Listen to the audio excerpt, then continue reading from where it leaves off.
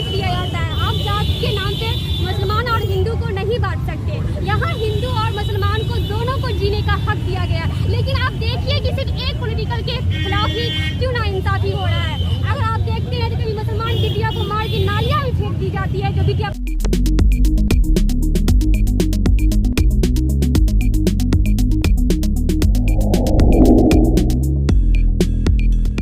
आदाब दोस्तों, मैं तनवीर आलम और आप देख रहे हैं तहकीक इंडिया न्यूज।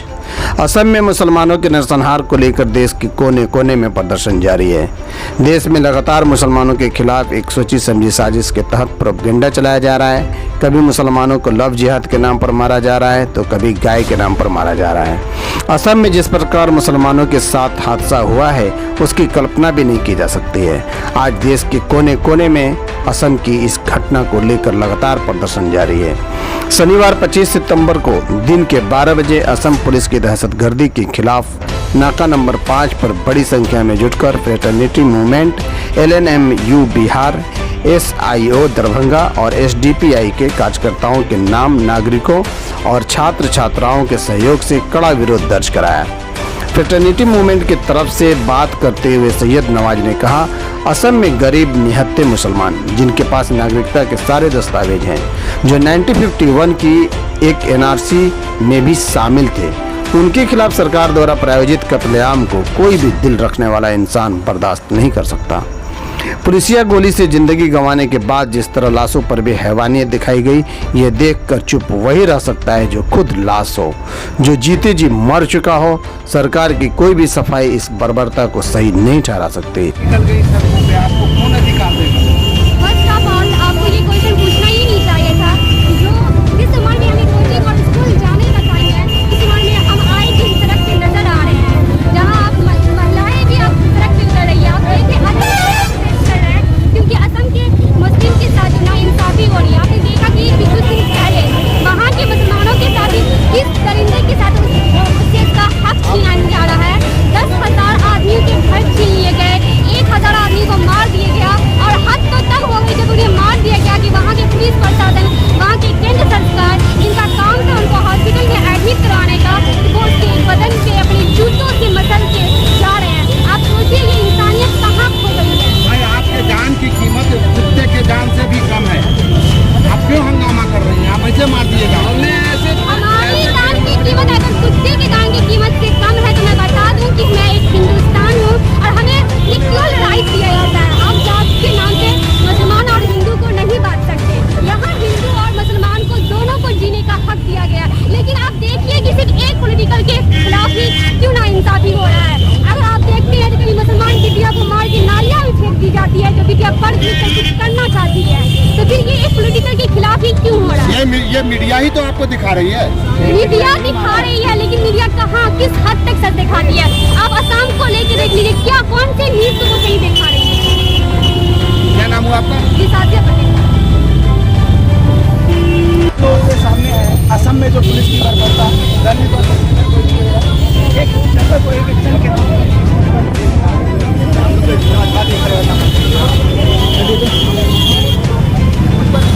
और पूरी तरह जुल्म की बर्बरता की है। उस बर्बरता के खिलाफ उसके कानून के हमारे डेमोक्रेसी के खिलाफ है। जिस चीज़ की डेमोक्रेसी अलाउ नहीं करता है, नॉन डेमोक्रेटिक गवर्नमेंट जैसा हरकत, एक इररेस्पॉन्सिबल गवर्नमेंट जैसा हरकत करके लोगों को इलेक्शन कराने के नाम पर जुल्म किया गया है। उस जुल्म के खिलाफ हम खड़े हैं। हम किसी जुल्म का सपोर्ट नहीं कर सकते, इसलिए उस जुल्म के खिलाफ हम खड़े होंगे। और हम आज यहाँ नहीं, पूरे भारत में खड़े होकर इसका मुखालफत करेंगे और तब तक मुखालफत करते रहेंगे जब तक ये जुल्म खत्म नहीं हो जाता है। आपने लिखा है ये कोई प्रयोगशाला नहीं, इसका तात्पर्य क्या है? इसका तात्पर्य ये है कि जो पिछले कुछ दिनों से लगभग 12-15 सालों से देख लेंगे, जितना भी जुल्म हो रहा है या फिर जो कानून आ रहे हैं NRC वगैरह, सब एक खास तबके को टारगेट करके ये कानून बनाया जा रहा है और एक खास तबके पर प्रयोग करके, जैसे NRC को कंप्लीट पूरे इंडिया में कैसा लाया जाए उसके लिए एक प्रयोग कैसा किया जा रहा है आसाम में, तो वो एक प्रयोगशाला जैसा हमको इस्तेमाल कर रहे हैं जुल्म के प्रयोग कर। इसलिए हम कहते हैं कि हम प्रयोगशाला नहीं है।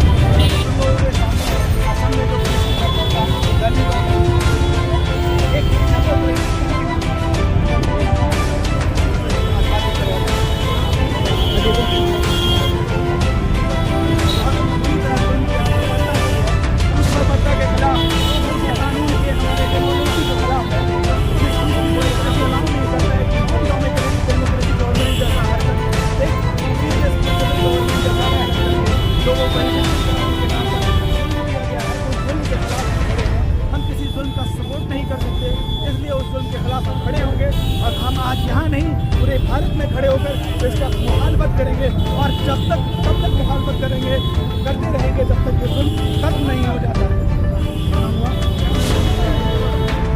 आपने लिखा है ये कोई प्रयोगशाला नहीं है, इसका तात्पर्य क्या है? इसका तात्पर्य ये है कि कुछ दिनों से जितना भी जुल्म हो रहा है या जो कानून आ रहे हैं वगैरह, सब एक खास तबके को टारगेट करके कानून बनाया जा रहा है। एक खास तबके पर प्रयोग करके किसी को कंप्लीट पूरे इंडिया में कैसा लाया जाए उसके लिए प्रयोग कैसा किया जा रहा है आसाम में, तो एक प्रयोगशाला के साथ हमको इस्तेमाल करना है। इसलिए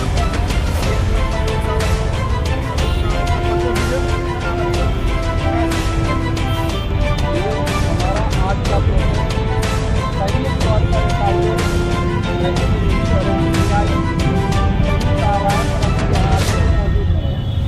असम में मुसलमानों को चिन्हित कर उनके पास 51 से लेकर अब तक की एनआरसी में उनका नाम है।